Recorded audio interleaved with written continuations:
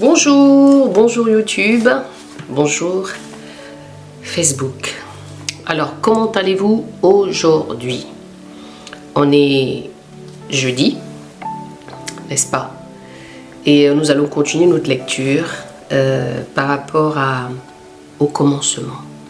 Bereshit. Alors, on a fait le chapitre 1, on a fait le chapitre 2, on est toujours sur le chapitre 3.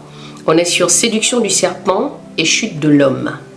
Voilà, encore une fois, bienvenue à vous. Pour toi qui ne connais pas, tu es sur Méditons Ensemble. Tu me suis peut-être actuellement sur YouTube ou tu me suis sur Facebook. Bienvenue. Ici, le slogan, c'est lire la Bible, aimer Jésus.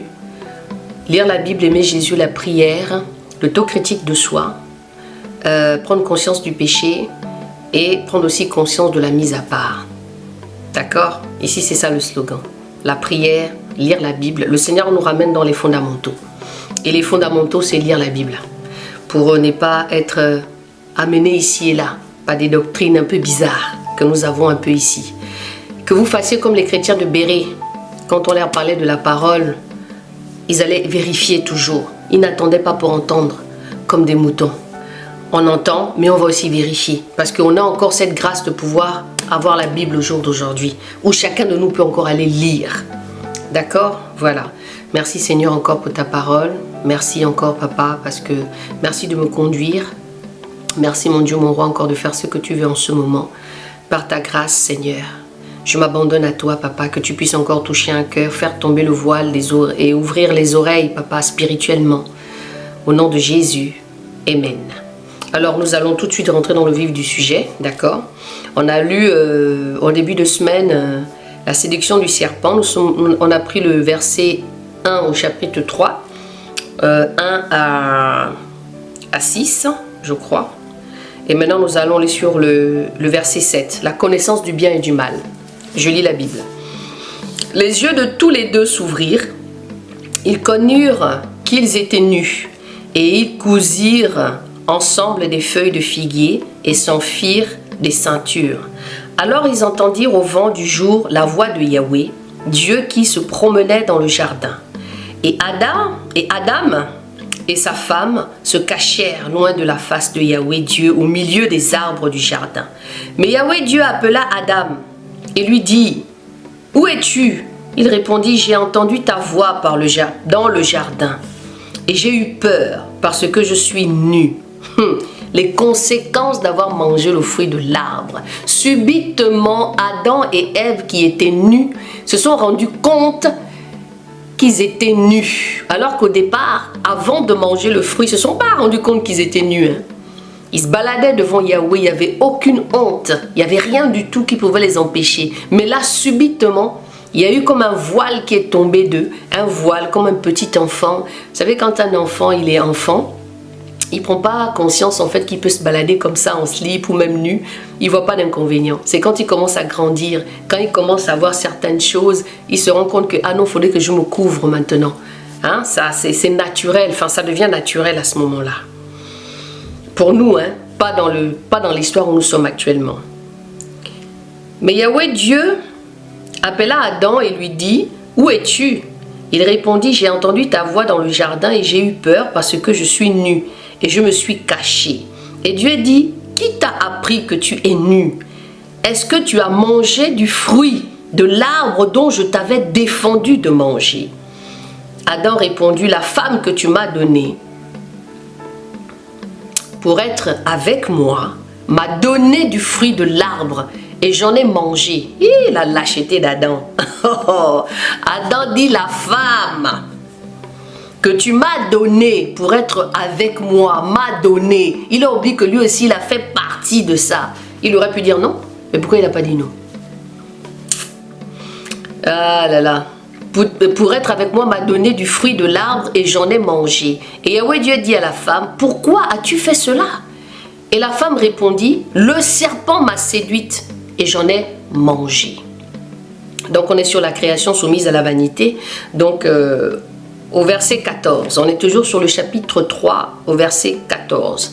Alors Yahweh Dieu dit au serpent, « Parce que tu as fait cela, tu seras maudit entre tout le bétail. » Donc parce que le serpent a tenté Ève, parce que le serpent a discuté avec Ève et que Ève a accepté cette discussion-là qui l'a amené à convoiter le fruit de l'arbre que Dieu avait dit à Adam de ne pas manger.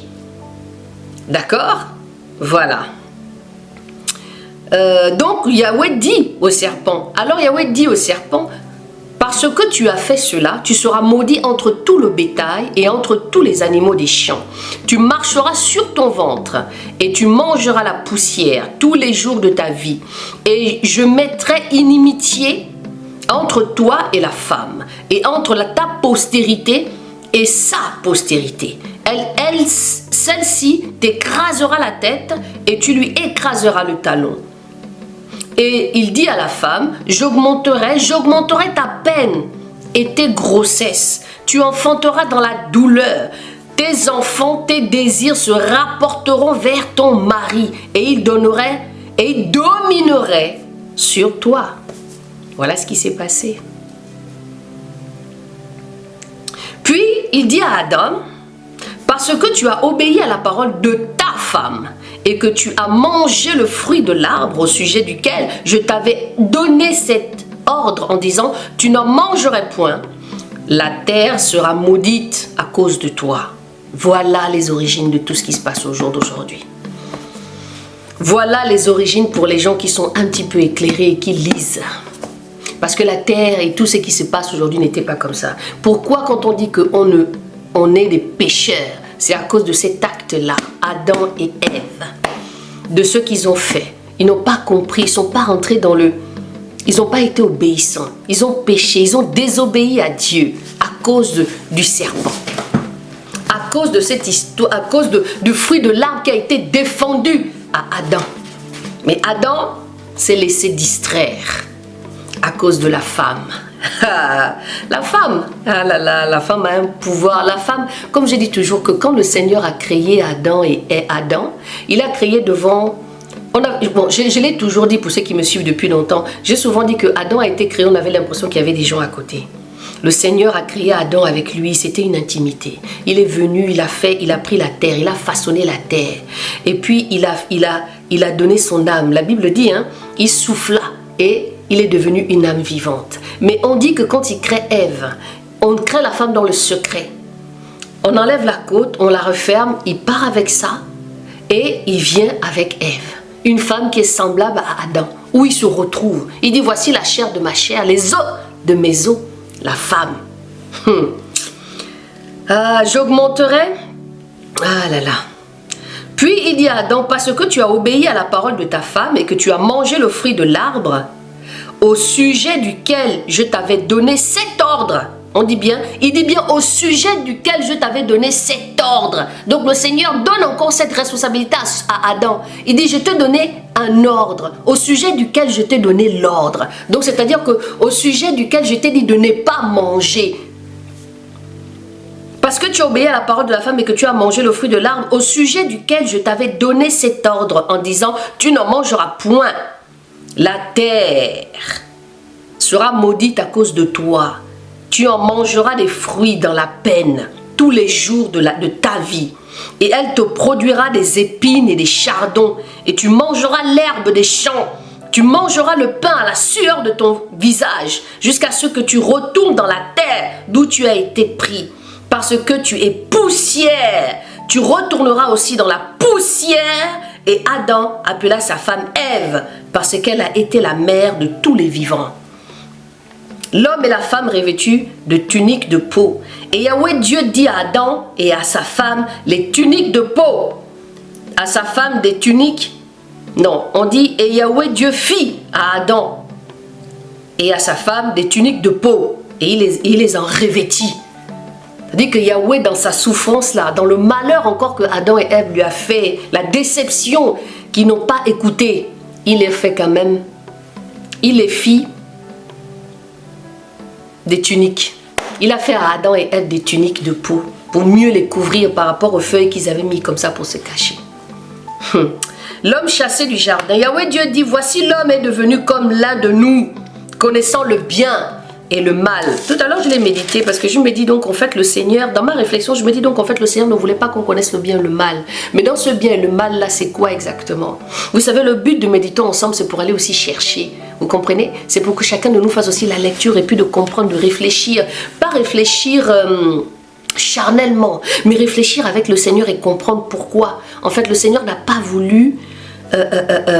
Maintenant, il faut prendre garde. Donc, il dit ici au verset 22...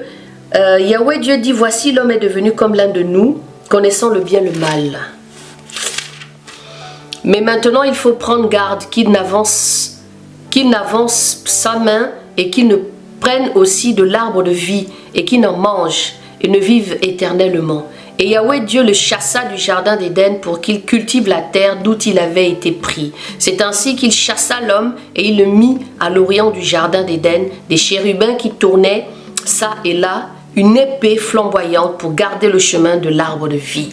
Amen, amen, amen, amen, amen. On a fini le chapitre 3. Est-ce que vous avez vu un peu? Merci Seigneur encore pour ta parole. Waouh, je vous laisse encore méditer les bien-aimés. Vous vous rendez compte que finalement, cette histoire d'Adam et Ève nous a maudits.